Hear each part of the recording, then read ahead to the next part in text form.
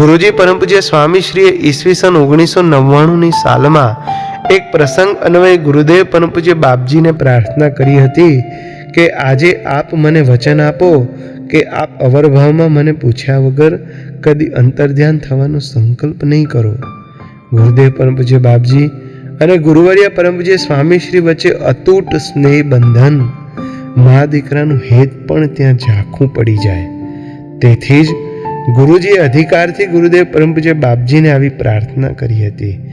ગુરુદેવ પરમ પૂજ્ય બાપજી પણ વચનબદ્ધ પુરુષ. તેથી 14 ઓગસ્ટ 2019ના રોજ ગુરુદેવ પરમ પૂજ્ય બાપજીએ સેવક સંતને કહ્યું કે સ્વામીને વિદેશ સમાચાર આપો કે અમે યાદ કરીએ છીએ.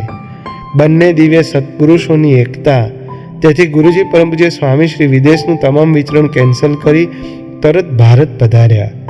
ગુરુદેવ પરમ પૂજ્ય બાપજીના દર્શન કરવા પધાર્યા ત્યારે ગુરુદેવે કહ્યું, સ્વામી અમને રજા આપો.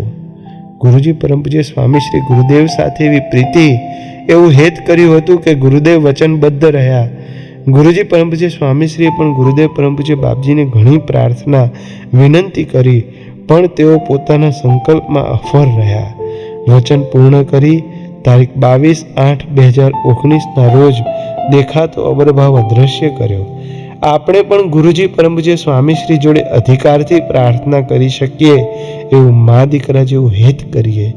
આપણા હેત અને પ્રેમને આધીન થઈ યુગો યુગો સુધી દર્શન આપે એવા થઈએ, એ જ સાચું ગુરુપૂજન.